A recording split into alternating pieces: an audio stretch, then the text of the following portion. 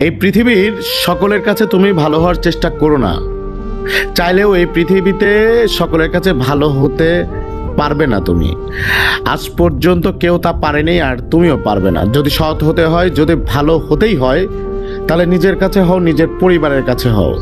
কিছু জিনিস আছে, কিছু আদর্শ আছে যা মেনে চলা উচিত। তার মধ্যে একটি আদর্শ হলো বন্ধুদের সঙ্গে কখনো বিশ্বাসঘাতকতা করবে না।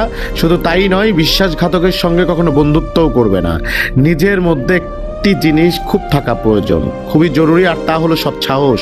যদি ভুলকে ভুল এবং ঠিককে ঠিক বলার সাহস তোমার মধ্যে না থাকে, তাহলে তোমার মধ্যে সৎ সাহস এবং ক্ষমতা কোনোটাই নাই। খুবই তোমার সাথে রবের সম্পর্ক সব থেকে বেশি গভীর হওয়া উচিত। এই পৃথিবীতে এমন একটা সম্পর্ক থাকা অত্যন্ত জরুরি, যার সাথে আমাদের মনের দুঃখ, কষ্ট, অভিযোগ সমস্ত কিছু নির্দ্বিধায় বলতে পারবো। আর সেই সম্পর্ক অবশ্যই তোমার রবের সাথেই গড়ে ওঠা প্রয়োজন। মনে রেখো, এই পৃথিবীতে সব থেকে বেশি দ্রুত কাজ করে মানুষের প্রার্থনা। হ্যাঁ, মানুষের প্রার্থনা মুখে আসার আগেই তা সৃষ্টিকর্তার কাছে পৌঁছে যায়। কখন বুঝবে, কিভাবে বুঝবে যে তুমি ঠিক রাস্তায় আছো নাকি ভুল রাস্তায় আছো? মনে রেখো, যখন মানুষ তোমাকে নকল করতে শুরু করবে, তখন বুঝে নিও তুমি জীবনের সফলতার দিকে এগোচ্ছ। তুমি সঠিক রাস্তায় আছো, তুমি ঠিক রাস্তায় আছো। এই পৃথিবীতে তুমি যতই ভালো হও না কেন, কারো না কারোর গল্পের খারাপ চরিত্রে কিন্তু তুমি হবেই হবে। এটাই বাস্তবতা, এটাই সত্য কথা। জীবন এবং মৃত্যু একটা বৃহৎ পার্থক্য আছে। যার কোনো গ্যারান্টি নাই তার নাম হলো জীবন, আর যার ফুল গ্যারান্টি আছে তার নাম হলো মৃত্যু। মনে রেখো, তুমি যদি সুখে থাকতে চাও, তুমি যদি আনন্দে থাকতে চাও, তাহলে অন্যের উপর নির্ভর হওয়া বন্ধ করে দাও। তার কারণ, অন্যের উপর নির্ভরশীল মানুষগুলো কখনোই আনন্দে থাকতে পারে না। এই জন্য এমনভাবে নিজেকে তৈরি করো যাতে তোমাকে তোমার ইচ্ছা এবং প্রয়োজনগুলো তুমি নিজেই পূরণ করতে পারো। এই পৃথিবীতে আমাদের জীবনের বিফলতার সব থেকে বড় কারণ হয়ে দাঁড়ায় আমাদের চিন্তাভাবনা। আমরা মনে করি কাল থেকে শুরু করব, আজ নয় কাল থেকে স্টার্ট করব। মানুষের জীবনকে শেষ করে দেওয়ার জন্য এটাই যথেষ্ট। প্রিয় ভাই আমার, যদি তুমি সফল হতে চাও, তাহলে কালকে নয়, আজ থেকে শুরু করতে হবে, এখন থেকে শুরু করতে হবে, আজ থেকে শুরু করতে হবে। এটাই একজন সফল ব্যক্তির লক্ষণ। একটা বইয়ের কভার পেজ থেকে যেমন বইয়ের ভিতরে কি আছে তা জাজ করা উচিত নয়, ঠিক তেমনি মানুষের চেহারা দেখেই সেই মানুষটাকে জাজ করা উচিত নয়। মনে রেখো, চেহারার তুলনায় বড় মুখ সেই পৃথিবীতে আর কিছুই নেই। নিজেকেই সুখে রাখার দায়িত্বটা নিজেকেই নিতে হবে। সবার থেকে পরামর্শ নিও, কিন্তু সেটাই করো যেটা তোমার মন তোমাকে নির্দেশ দেয়। এই পৃথিবীতে সফল ব্যক্তিরা কখনো ভাগ্যের উপর নির্ভর করেনি। তাই তুমি যদি সফলতা পেতে চাও, তাহলে ভাগ্যের উপর নয়, পরিশ্রমের উপর নির্ভর করতে শুরু করো। সেদিন দূরে নয়, সেদিন তুমি সফলতার স্বাদ গ্রহণ করবে। যদি তুমি সত্যিটাকে সত্যি এবং মিথ্যাটাকে মিথ্যা বলার সাহস রাখো, তাহলে তোমার বন্ধুর সংখ্যা একটু কম এবং শত্রুর সংখ্যা একটু বেশি হবে। এটাই স্বাভাবিক।